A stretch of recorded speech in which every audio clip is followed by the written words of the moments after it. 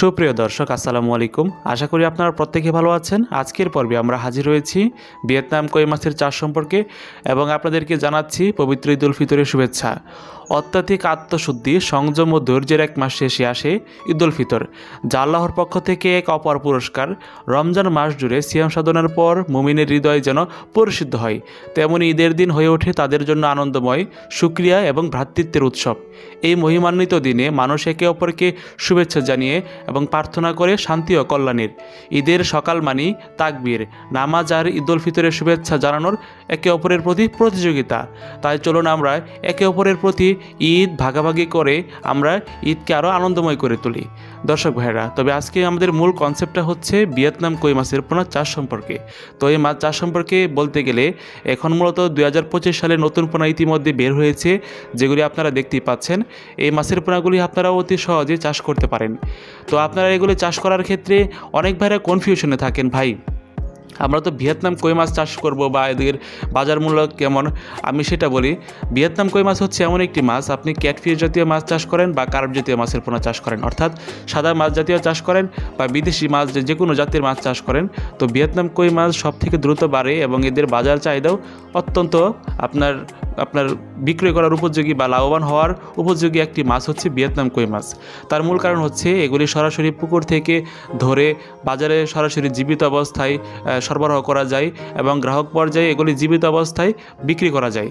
দর্শক, ভিয়েতনাম কই মাছ হচ্ছে এমন একটি মাছ যেটা মূলত ভিডিওতে দেখতেই পাচ্ছেন। এগুলি চাষকালীন সময় হচ্ছে মাত্র আপনার 90 থেকে 100 দিন বা 120 দিন।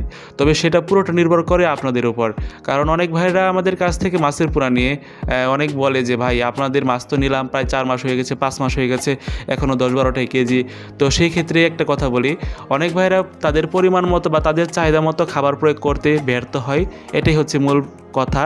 তো আপনি একটি বিষয় লক্ষ্য রাখবেন, আপনি যদি 2 টাকার মাছ আপনি 10,000 টাকার পোনা কিনেন, অবশ্যই আপনাকে ইনভেস্ট করতে হবে খাবারের ক্ষেত্রে 40 থেকে 50 বা 70 হাজারের মতো।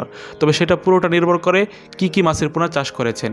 ভিয়েতনাম কই মাছ যেহেতু একটু আপনার খাদ্য প্রবণ বা এগুলি ফিট খাবার খাইয়ে অভ্যস্ত, তো সেই ক্ষেত্রে আপনারা প্রাথমিকভাবে এই মাছের পোনাগুলিকে দানাদার রেডি ফিড জাতীয় খাবার খাইয়ে চাষ করতে পারেন, যেগুলির দানাদার রেডি ফিড জাতীয় খাবারের সাইজ হচ্ছে 0.5 ml। দর্শক, তো ভিডিওতে যে মাছের পোনাগুলি দেখতে পাচ্ছেন এগুলি সংগ্রহ করতে চাইলে অবশ্যই আমাদের সাথে যোগাযোগ করতে পারেন। তো আমাদের ঠিকানা থানা ত্রিশাল, জেলা ময়মনসিংহ। এখান থেকে মূলত আমরা এই ভিয়েতনাম কই মাছের পোনা সহ অন্যান্য যাবতীয় সকল ক্যাটফিশ এবং কার্প জাতীয় মাছের পোনা বিক্রি করে থাকি।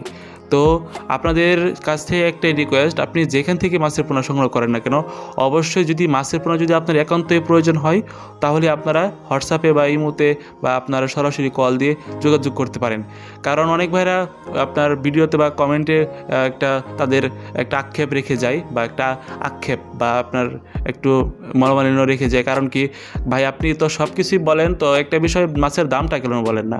তো এটা মূলত আপনারা জানেন, কাঁচা বাজার বা এগুলি হচ্ছে কাঁচামালের ব্যবসা, তো এগুলির দাম আপ ডাউন হয়েই থাকে।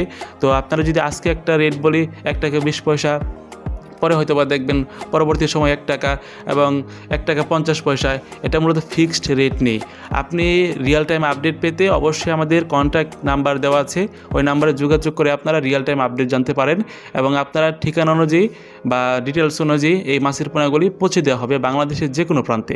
তাছাড়াও সরাসরি আপনারা আমাদের প্রতিষ্ঠান বা খামার থেকেও এই ভিয়েতনাম কই মাছের পোনা সংগ্রহ করতে পারেন।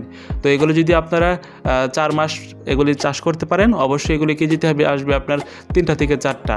তো সেটা পুরোটা নির্ভর করবে আপনার পুকুরে একক চাষ করেছেন, মিশ্র চাষ করেছেন, নাকি আপনারা কিভাবে খাবার প্রয়োগ করেন, তো সেটার উপর। দর্শক, তো ভিডিওটি যদি ভালো লেগে থাকে অবশ্যই আমাদের ফেসবুক পেজ বা চ্যানেলটি সাবস্ক্রাইব করে রাখবেন। দেখা হবে নতুন ভিডিওতে। তো সেই পর্যন্ত ভালো থাকবেন, সুস্থ থাকবেন, টেক কেয়ার, আল্লাহ হাফেজ। আর সকলে ঈদের ভাগাভাগি বা ঈদের আনন্দটা ভাগাভাগি করে নেন একে অপরের মাঝে। ভেদাভেদ ভুলে আমরা ঈদের আনন্দটাকে আমরা আরও আপনার বাড়াতে পারি, তো সেই ক্ষেত্রেই আমাদের প্রত্যাশা থাকবে।